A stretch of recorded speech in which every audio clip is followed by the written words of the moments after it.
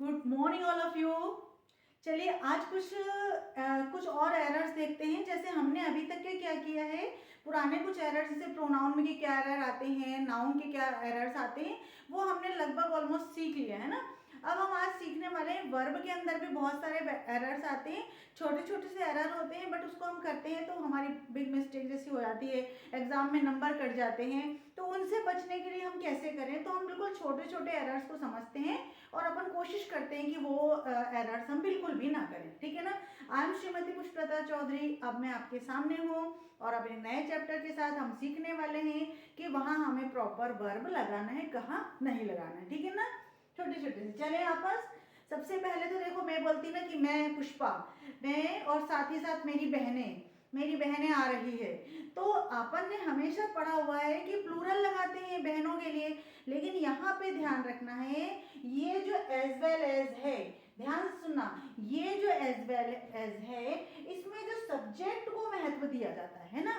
तो सब्जेक्ट अगर हमारा यहाँ पे सिंगुलर है तो फिर हमको यहाँ पे क्या करना पड़ेगा, सिंगुलर वर्ब लेके आना पड़ेगा। देखो मैंने बोला Pushpa as well as her sister, तो भले ही ये सिस्टर्स है बट यहाँ पे इसका प्लूरल नहीं लेंगे, हम इसे लेंगे। क्यों? क्योंकि यहाँ पे एज वेल एज लिया हुआ है। क्या लिया है यहाँ पे? एज वेल एज लिया हुआ है, इसीलिए हमें यहाँ पे इज लेना पड़ेगा। ध्यान रखना, जब कभी आपको इज एज वेल एज लिखा हुआ है, इट मीन्स वहां पे आपको केवल और केवल सिंगुलर वर्ब ही लेना है, ठीक है ना। इससे ही काम चलेगा। आर आपका यहाँ पे गलत हो जाएगा, इज कमिंग, ठीक है ना। चले आगे बढ़ेंगे। अब वहीं पे यदि दूसरा हम देखते हैं, नीदर और नॉर, यहाँ पे नीचे आ जाएंगे। नीदर ही नॉर हिज ब्रदर, ना तो वो ना ही उसका भाई, इज कमिंग आ रहा है। तो ध्यान से सुनना, दोनों में से कोई नहीं आ रहा है, तो दोनों तो नहीं आ रहे ना, जैसे हमने एंड लगाया है। यदि मैंने बोला Ram and Shyam, Ram and Shyam are coming, मतलब आपको ध्यान देना है कि ये जो दो हैं, दो मतलब मोर देन वन है ना, मोर देन वन है, ज्यादा है। तो यहाँ पे आप आर लगाएंगे, ना तो ये ना तो वो, जब दोनों में से कोई नहीं, इट मीन्स नाइदर के साथ आप हमेशा हमेशा क्या है, सिंगुलर फॉर्म लगाएंगे। जैसे एज वेल एज के साथ आप सामने अगर ये एज वेल एज ऐसा लिखा रहता है तो हम वहां पे फिर आर लगाएंगे। इट मीन्स ये सब्जेक्ट सिंगुलर है तो आपका वर्ब भी सिंगुलर होगा, और सब्जेक्ट यदि प्लूरल होगा तो आपका वर्ब भी प्लूरल होगा, है ना। तो आपको पहले वाले के अकॉर्डिंग चलना पड़ता है, ठीक है। चलिए आगे बढ़ेंगे। अब देखो, अपन अक्सर बोलते हैं ना, do you know, how do you prepare T, तुमको पता है क्या खाना तुम कैसे बनाते हैं, तुमको पता है कि चाय कैसे बनाते हैं, तुमको पता है कि इंग्लिश कैसे बोली जाती है। तो हम हमेशा सिखाते हैं कि बेटा ये बोलना है कि do you speak English, how do you speak English, ऐसा बोलते हैं ना, how do you speak English. हम लोग हमेशा क्या बोलते हैं, ऐसे प्रश्न पूछते हैं। लेकिन जब हम इस प्रकार के प्रश्न लेके आते हैं, जैसे हम पूछते हैं कि क्या तुम जानते हो क्या तुम जानते हो कि इंग्लिश कैसी बोली जाती है, क्या तुम जानते हो क्या चाय कैसे बनाई जाती है, तो वहाँ पे आपको प्रश्न नहीं पूछना है, वहाँ तो हम एक नॉर्मल स्टेटमेंट कह रहे हैं।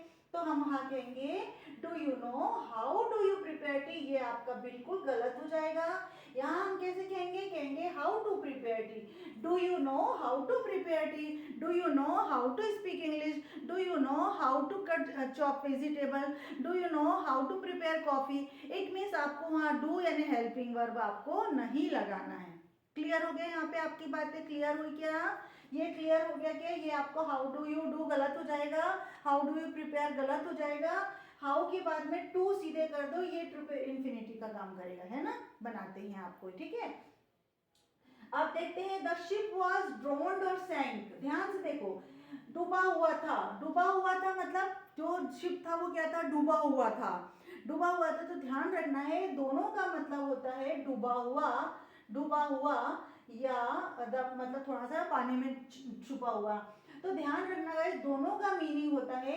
लेकिन शिप क्या है, एक प्रकार का एक एपरेटस है, एक नॉन लिविंग है। तो नॉन लिविंग के साथ हमेशा हम सिंक की फॉर्म लगाते हैं। तो सिंक से डूबा हुआ था, नीचे पानी में डूबा हुआ था, डूब चुका था। यानी डूबा था या डुबाया गया था, तो ये जो सैंक आएगा, ड्रोन नहीं आएगा। ड्रोन किसके लिए उपयोग में लाता है? जैसे जो नॉन लिविंग है, कोई प्लांट गिर गया है, कोई एनिमल गिर गया है, या कोई एनिमल मर भी गया है तो भी वो डूब चुका है उसके अंदर, वो भी उसके लिए भी हम ड्रोन लाएंगे। ठीक है ना। यहाँ पे देखेंगे अगला एक और एग्जांपल देख लेंगे इसी के जैसा। मैंने कहीं लिखा, हाँ ये, हिज बॉडी वॉज सैंक, उसकी जो बॉडी थी वो डूबी हुई थी। तो यहाँ पे जो सैंक है ये बिल्कुल इनकरेक्ट है। यहाँ पे आएगा drone, his body was drone, उसकी बॉडी डूबी हुई थी। क्यों? क्योंकि लिविंग थिंग थी, उसके पहले तो ये लिविंग थिंग थी। इट मीन्स यहाँ पे ये ड्रोन सही है और यहाँ पे सैंक सही है। तो बिल्कुल छोटी छोटी सी मिस्टेक होती है, बट हम कभी कभी कर देते हैं। स्टार्टिंग में बिगनर रहते हैं तो बहुत सारी मिस्टेक करते हैं। इवन अभी भी हम कभी कभी बहुत सारी मिस्टेक हो जाती है, तो उसको मिस्टेक को हम ही सुधारेंगे। ठीक है, आगे बढ़ेंगे। अब टेल मी तो हो गया। अब आपके पास आता है हिज बॉडी वॉज, ये हो गया। कैन में, ध्यान से देखो, कैन एक मॉडल वर्ब है और मे भी एक मॉडल वर्ब है। लेकिन ध्यान रखना गाइस कि कैन हमेशा एबिलिटी के लिए काम करता है। जैसे whatever work you do ना, कि आपके अंदर कोई एबिलिटी हो, you can do this work, कि भाई I can speak English, I can lift the bag, I can cook food, I can drive a car. अपन सब ये कर सकते हैं, मतलब हमारे में एबिलिटी है। लेकिन मे को हम क्या करेंगे? परमिशन के लिए यूज करेंगे। तो इस प्रकार का कहीं आपको सेंटेंस मिलता है कैन या मे कैन आई कम इन, तो ये थोड़ा सा इनकरेक्ट हो जाएगा। इनकरेक्ट क्यों हो जाएगा? क्योंकि हम वहाँ एबिलिटी के लिए कहते हैं। स्पोकन इंग्लिश में ठीक है, आपने बोल दिया, कभी कर दिया, चल जाएगा। लेकिन वहाँ पे मे आई कम इन या कुड आई कम इन यही बोलोगे तो ज़्यादा अच्छा रहेगा। क्योंकि मे क्या है? परमिशन के लिए होता है, और कैन जो है आपकी एबिलिटी। इसीलिए छोटे छोटे से माइनर अंतर हैं, डिफरेंशिएट है, इसको डिफरेंशिएट करना पड़ेगा। तो यहाँ पे आपको मे आई कम इन करना पड़ेगा, कैन तो यहाँ पे आपको बिल्कुल भी इनकरेक्ट हो जाएगा। ठीक है ना। चलिए आगे बढ़ेंगे। I am so weak that I may not can't walk, यानी मे नॉट होगा या कांट होगा। मैं बहुत ज्यादा कमजोर हूँ, या मैं बहुत ज्यादा कमजोर हूँ। दैट, सो के साथ दैट आएगा, है ना। ये that I can't walk, can't walk मतलब एक एबिलिटी शो कर रहे हो कि भाई मैं तो चल नहीं सकती, मेरे में एबिलिटी नहीं है चलने के लिए, तो वहां अपन मे नॉट को बिल्कुल नहीं लगाएंगे, आई कांट लगाएंगे। क्योंकि कांट क्या है? आपकी एबिलिटी के लिए ही बता रहा है। ठीक है ना। यहाँ पे कोई प्रॉब्लम है आपको? अब देखो एक छोटा सा, नीदर ही नॉर हिज ब्रदर, ना तो वो ना ही उसका भाई, ना तो वो ना ही उसका भाई। देखो ब्रदर्स अगर यहाँ पे अभी आएगा तो ना तो वो ना उसका भाई इज कमिंग, ना तो उसका भाई आ रहा है, ना तो उसका भाई। तो यहाँ पे क्या करेंगे हम? ये वाला जो सब्जेक्ट है इसके अकॉर्डिंग हमको इज लगाना है, ये आर नहीं लगाना है। यहाँ पे इज से काम चलेगा, है ना तो वो ना तो उसका, क्योंकि ये इसके बाद वाला जो सब्जेक्ट है, यानी ये इसे, यहाँ पे हम क्या कर रहे थे? पहले वाले सब्जेक्ट को ले रहे थे, लेकिन यहाँ पे हम क्या करेंगे? बाद वाले सब्जेक्ट को लेंगे। क्योंकि ये सिंगुलर है तो हमें ये भी सिंगुलर लेना पड़ेगा, है ना। और यहाँ हम क्या कर रहे थे? आर लगा रहे थे, क्योंकि ये दो है यहाँ पर, है ना। तो इस चीज का आपको ध्यान रखना पड़ेगा। ठीक है, अब आपको ध्यान रखना, ईच एंड एवरी फादर, हर पिता, मतलब हर एक पिता, ईच एंड एवरी पिता, हर पिता, हर पिता मतलब एक एक पिता, है ना, एक एक पिताजी। लव देयर चिल्ड्रन, हर एक पिता अपने बच्चे से प्यार करता है।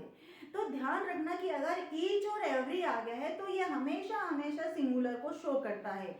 ईच स्टूडेंट्स हैज पेन, अपन देखो यहाँ पे भी देखेंगे इस प्रकार से, अगर आपको दिख रहा हो तो each students has, EACH, each students has pen. अपन ने स्टूडेंट हैज पेन, अपन ने बोला ना हर लड़के के पास पेन है, तो अपन ने यहाँ पे क्या लगाया? हैज लगाया, हैव नहीं लगाया। क्यों? क्योंकि ईच काय के लिए है? केवल सिंगुलर के लिए। जब सिंगुलर होगा तो वर्ब भी कैसी होगी? सिंगुलर होगी। अपन यहाँ पे भी देखेंगे ईच एंड एवरी आया है फादर, तो फादर कौन है? सिंगुलर है। तो यहाँ पे लव आ गया तो ये भी इनकरेक्ट हो गया। लव की जगह हमें क्या लिखना पड़ेगा? लव्स लिखना पड़ेगा, है ना। क्या लिखना पड़ेगा हमें? लव्स लिखना पड़ेगा। ये देखो लव्स लिखना पड़ेगा, ये करेक्ट होगा। और हिज चिल्ड्रन आएगा, देयर चिल्ड्रन नहीं आएगा, क्योंकि यहाँ तो केवल एक फादर की बात हो रही है, एक पिताजी की बात हो रही है, तो ये हिज आएगा। तो ईच और एवरी जहाँ पर भी आएगा, भले हम 100 स्टूडेंट्स के लिए बात कर रहे हैं, each and every has pen, each students has book, तो वहाँ हम सिंगुलर का ही काम करेंगे। सिंगुलर सब्जेक्ट होगा तो वर्ब भी क्या होगी, वहाँ पे सिंगुलर होगी। तो ये देयर गाय के लिए हो रहा था, पूरा प्लूरल के लिए हो रहा था, तो यहाँ पे हमें प्लूरल ना लगा करके क्या लगाना, हिज लगाना है, ठीक है ना, अंडरस्टूड। अभी मुझे ऐसी उम्मीद है कि ये सारे छोटे छोटे से एरर थे, बट आप इसके बीच में कोई मिस्टेक नहीं करोगे। और मैं उम्मीद करती हूँ गाइस कि आपको ये वीडियो अच्छा लगा हो तो लाइक करिए, शेयर करिए, सब्सक्राइब कीजिए। और मैं चाहती हूँ कि ये वीडियो उन तक भी पहुँचो जो छोटी छोटी सी मिस्टेक कर रहे हैं, छोटे छोटे एग्जाम की प्रिपरेशन कर रहे हैं। एग्जाम में क्या होता है, हमें बहुत सारी ग्रामर तो आ जाती है, लगभग ऑलमोस्ट व्यक्ति जब एग्जाम में बैठ रहा है तो ऑलमोस्ट वो पेपर की तैयारी करके बैठा है, बट ये छोटे छोटे से एरर आते हैं जो उसके समझ में नहीं आता है, और जो उसने पहले पढ़ा हुआ है उसी के अकॉर्डिंग वो कर देता है। तो इसलिए एरर्स को मैं स्पेशल आपके वीडियो में कवर कर रही हूँ, ताकि ये छोटे छोटे से एरर कोई एग्जाम में बैठे हो तो वो बिल्कुल भी नहीं करे। Thank you for watching me. If you like this video, so please like, share and subscribe so that they could understand whoever wants to learn English, जो चाहते हैं इंग्लिश को सीखना। Thank you for watching me.